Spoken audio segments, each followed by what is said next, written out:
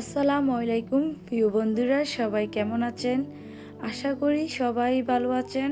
আল্লাহর অশেষ রহমতে আমরাও ভালো আছি। চলে আসলাম মুস্কান ফ্যামিলি থেকে আরও একটা নতুন ভিডিও নিয়ে। আজকের ভিডিওটা স্টার্ট করলাম সুন্দর একটা ওয়েদার দিয়ে। আজকের ওয়েদারটা অনেক সুন্দর ছিল। হঠাৎ করে আকাশটা কালো মেঘে ছুঁয়ে গেল, তারপরে একটু একটু ঝড়, বৃষ্টি, বজ্রপাত সব মিলিয়ে অনেক ভালো লাগলো আজকের সকালটা। আর বাচ্চারাও অনেক আনন্দ পেয়েছে আজকের বৃষ্টিতে। তারা তাদের দাদুর সাথে ছাদে অনেক আনন্দ করেছে, বৃষ্টিতে ভিজেছে। আমারও আশা ছিল আজকের বৃষ্টিতে ভিজার, কিন্তু আমি আর যাই নাই। সকালে অনেক কাজ ছিল, রান্নাবান্নার কাজ ছিল, তার জন্যে আর আমি বৃষ্টিতে ভিজি নাই। আর ওই দিন অনেক লং টাইম নিয়ে বৃষ্টি হয়েছে। এই যে এদিকে আমার শাশুড়ি আমাদের গাছ পাকা আম কেটে নিচ্ছে। ছাদ বাগানে একটু একটু করে গাছের আমগুলা পেকে যাচ্ছে। আর আমাদের এই আমগুলা অনেক মিষ্টি, অনেক মজাদার, সবাই অনেক পছন্দ করে। এই যে এদিকে আমার শাশুড়ি আম কেটে নিচ্ছে, আবার অন্যদিকে আমার ননদ বসে বসে পিঠা বানাচ্ছে। আমি আবার অন্যদিকে অন্য কাজ নিয়ে ব্যস্ত ছিলাম। এখন ভিডিওর মাধ্যমে বলতে পারতেছি না, কারণ ভুলে গেছি। যেহেতু আমার ভিডিও দিতে একটু লেট হয়ে যায়, তার জন্যই মনে নেই। এই ভিডিওটা ছিল আর কি শুক্রবারের। আমরা তো শুক্রবারে রাতে চলে এসেছি, রবিবারে বাচ্চাদের স্কুল খোলা ছিল। তার মধ্যে আজকে হলো মঙ্গলবার, অনেক দিন গ্যাপ পড়ে গেছে, তার জন্যই কিছু মনে থাকে না। এই যে আমার শাশুড়ির আম কাটা শেষ, আর আমগুলা বিশ্বাস করেন অনেক মজাদার ছিল। এই তো আমি এখানে গরুর মাংস নামিয়ে নিয়েছি। যেহেতু আমরা চলে যাব, তাই আমার শাশুড়ি বলতেছে এখানে গরুর মাংস রান্না করার জন্য, তার জন্যই গরুর মাংস নামিয়ে নিলাম। কোরবানি ঈদের পর আর মাংস রান্না করা হয় নাই। ঈদের সময় তো একবারে অনেকগুলো রান্না করেছি, আর আজকে তো গরুর মাংস রান্না করবো আর কি, তার জন্যই নামিয়ে নিয়েছি। তার মধ্যে বাইরের ওয়েদারটা এত সুন্দর ছিল, বিশ্বাস করবেন বললে বোঝাতে পারবো না। এত সুন্দর ওয়েদারে দিয়ে রান্না করতে তো আমার কাছে অনেক ভালো লাগছিল। এই যে এদিকে আমি মাংস রান্না করতেছি, অন্যদিকে মেঘলা আকাশ। আর আজকে যেহেতু বাসায় চলে যাব, তাই রান্না বান্না সব কিছু গুছানো সব মিলিয়ে একটু প্যারাই ছিলাম। আর বৃষ্টির দিকে বারবার তাকাচ্ছি আর মিস করতেছি। বৃষ্টিতে ভিজতে খুবই ইচ্ছে করছিল, কিন্তু আর ভিজা হয় নাই। আমাদের এই পাড়াতে অনেকে আজকে বৃষ্টিতে ভিজছিল। আমি তো উপর থেকে দাঁড়িয়ে দাঁড়িয়ে শুধু দেখছি। আমার না খুবই ভালো লাগছিল আজকের বৃষ্টিটা। আর এই যে এখানে আমি মাংস কষাচ্ছি, আর অন্যদিকে ইরফানের বায়না করতেছে, ও কষানো মাংস খাবে। ইরফানের আমার দুজনেরই কষানো মাংস খেতে খুবই ভালো লাগে, কিন্তু ওই সময় আমি আলু দিয়ে দিয়েছি।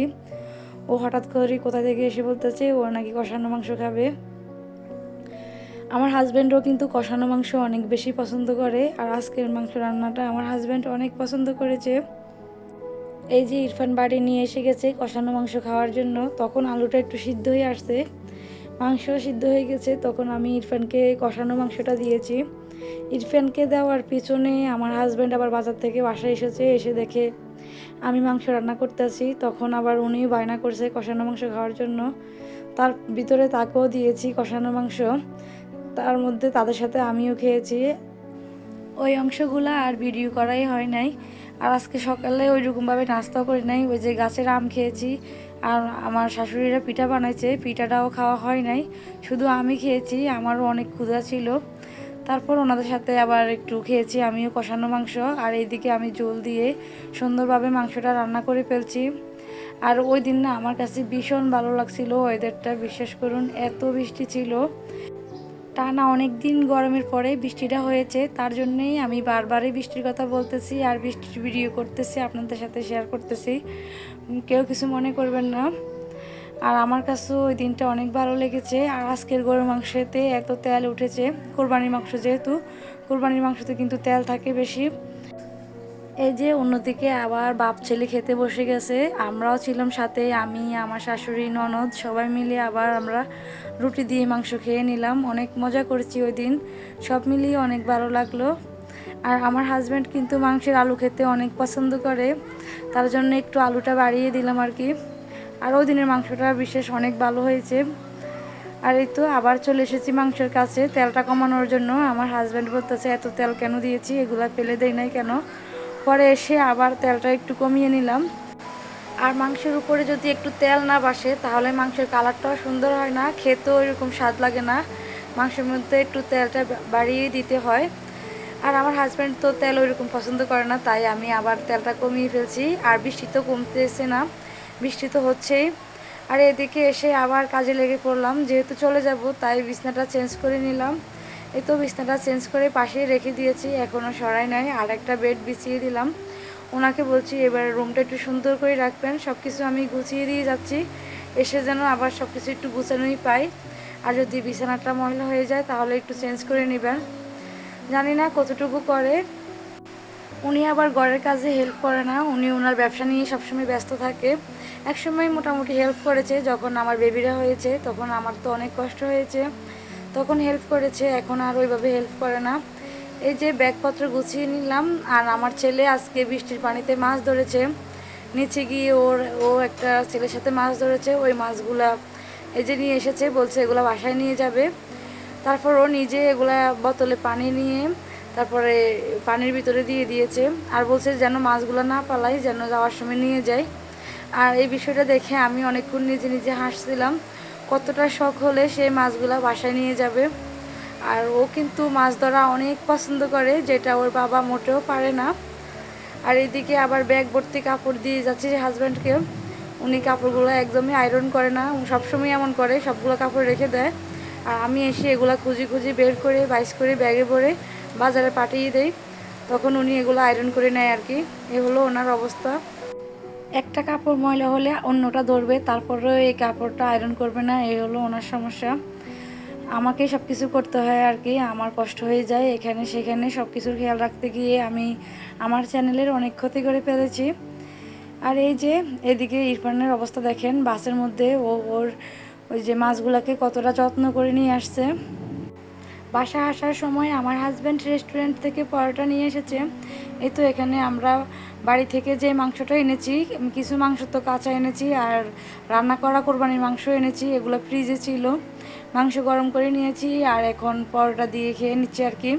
আর বাসার অবস্থাটাও ওইরকম ভালো ছিল না, এসে অনেক কাজ করেছি, ওইগুলো আর ভিডিওতে শেয়ার করি নাই, কারণ অনেক কষ্ট হয়ে গেছে, রাত্রের জার্নি, তার উপরে আবার এসে বিছানা চেঞ্জ করা, ঘরটার ঝাড়া, সব মিলিয়ে অনেকটা কষ্ট হয়ে গেছে, তাই আর কিছুই শেয়ার করি নাই। এই যে পরের দিন সকালবেলা হাবিজাবি কিছুই খাই নাই। ওই যে আমার ননদ গাছ পাকা কলা দিয়েছে, ওনার গাছের বাংলা কলা দিয়েছে, ওইগুলো মনে ভিডিও করা হয় নাই, আসলে বেশি পেড়াইছিলাম আর ভিডিও করতে পারি নাই। ওনার গাছের কলা এনেছে উনি, ওই গাছ পাকা কলা খেয়েছে, তারপর ডিম সিদ্ধ খেয়েছে, এটা সেটা খেয়ে যে আমি রান্না করতে চলে এসেছি। এগুলো হলো আমাদের পুকুরের মাছ, কিছুদিন আগে আমার বাবার বাড়িতে পুকুরের মাছ ধরা হয়েছে, ওই ভিডিওগুলো করে রেখেছি, পরে আপলোড করব ঈদের জন্য। তো আর আমার আপু যখন এসেছে ওই ভিডিওগুলো আপলোড করতে পারি নাই, ঈদের জন্য কোনো ভিডিও আপলোড করা হয় নাই। এই তো আস্তে আস্তে সময় করে আপু আসার পর কোথায় কোথায় গিয়েছি, কিছু তো ভিডিও ফুটেজ করে রেখেছি, কিছু করা হয় নাই, যেগুলো রেখেছি সেগুলো আস্তে আস্তে আপলোড দিব। আর এখানে আমি মলা মাছ রান্না করেছি আর পাঁচমিশালি মাছ রান্না করেছি, এগুলো আমাদের পুকুরের মাছ, খেতে ভীষণ মজা হয়েছে। রান্নাটা দেখে বুঝতে পারছেন কি না জানি না, কিন্তু আমার হাজব্যান্ড অনেক বেশি পছন্দ করেছে আজকের মাছ রান্নাগুলো। উনি বলতেছে কিছুই রান্না করো না, বাচ্চাদের জন্য তো গরুর মাংস রান্না আছেই, আমার জন্য একটু একটু ছোটো মাছ রান্না করো। অনেকগুলো ছোটো মাছ ছিল, আমি অল্প অল্প করে রান্না করেছি, যেহেতু এখানে বেশি মানুষ নেই, আমি আর আমার হাজব্যান্ড, উনি আর আমি খাবো, বাচ্চারা তো আর এইসব মাছ খায় না, শুধু শিং মাছটা বাচ্চারা খাবে, আর বাচ্চাদের জন্য তো মাংস রান্না আছেই। এই তো এখানে আমি পাঁচমিশালি মাছটাও রান্না করে নিয়েছি, ধনিয়া পাতা ছিল না, ধনিয়া পাতা থাকলে আরও মজা হতো। রান্নাবান্না শেষ করে দুপুরের খাবার দাবার খেয়ে মার্কেটে চলে এসেছি। আজকে আমি কিছু গস কাপড় কিনবো, তার জন্যই মার্কেটে এসেছি। এই যে এই গস কাপড়টাও কিনা হয়েছে, আরও একটা গস কাপড় কিনা হয়েছে, কেনার পর আর কি ভিডিও করতে আসলাম, এই দুইটাই কিনা হয়েছে, সাথে ইনারের কাপড়, চালোয়ার কাপড়, এগুলো নিয়েছি আর কি। কেনার পর যেহেতু ভিডিও করতে আসছি তাই ওইভাবে শেয়ার করতে পারি নাই। আর আজকে আমার হাজব্যান্ডও অনেক অনেক শপিং করেছে, ওইভাবে কিছুই ভিডিও করতে পারি নাই, কারণ একটু বেশি ব্যস্ত ছিলাম, তার জন্যে ওইভাবে ভিডিও করা হয় নাই। পরবর্তী ভিডিওতে যদি সময় পাই ওই কেনাকাটাগুলো শেয়ার করব আর কি। আর বাচ্চাদের কাছে অনেক গরম লাগতেছে, ওরা শপিং করতে এসেই বলতেছে ওরা এটা খাবে সেটা খাবে। পরে ওদেরকে আইসক্রিম কিনে দিয়েছে ওদের বাবা, আইসক্রিম কিনে দেওয়ার পরে ওরা একটু শান্ত হলো। আর ওরা তো দুইজনে আলাদা ওদের চয়েস, ওরা দুইজনে দুই ফ্লেভার আইসক্রিম নিয়েছে, কখনোই একই রকমের খাবার ওরা খায় না, মানে আমার ছেলে মেয়ে যেটা খাবে সেটা কখনোই খাবে না, এটা হলো তার স্বভাব। শপিং করার পরে এই যে শপিং মলের বাইরে কি সুন্দর ছোলা বুনা বিক্রি হচ্ছে, আর আমার হাজব্যান্ড আর আমার তো এগুলো পছন্দ। পরে আমরা রূপায়ণ টাওয়ারে এসেছি আমার হাজব্যান্ডের জন্য শপিং করার জন্য। এখানে এসে ইজি ব্যান্ড থেকে উনি ওনার মতো করে শপিং করেছে। শপিং শেষ করে বাইরে এসে দেখি আকাশের অবস্থা খুবই খারাপ, অনেক জ্বর উঠেছে ওই দিন। পরে আমরা অনেকক্ষণ দাঁড়িয়েছিলাম, পরবর্তীতে চলে এসেছি। আসার সময় যে অনেকগুলা লিচু নিয়ে এসেছি বাচ্চাদের জন্য, আর বাসায় তো বাংলা কলা ছিলই আমার ননদের আনার, কিন্তু ওই ভিডিওটা ডিলিট হয়ে গেছে। আমার ননদের গাছের করলা বাংলা কলা এগুলো দিয়েছিল আমাদেরকে। আর মুস্কান কিন্তু লিচু খেতে অনেক বেশি পছন্দ করে, ইরফান তো অন্যান্য ফল খায় না, তার মধ্যে একটু লিচুটাই খায়। আর আমাদের কিন্তু আম লিচু এগুলা অনেক অনেক কিনা হয়, আর আজকে লিচু কিনতে গিয়ে খেয়াল করি নাই।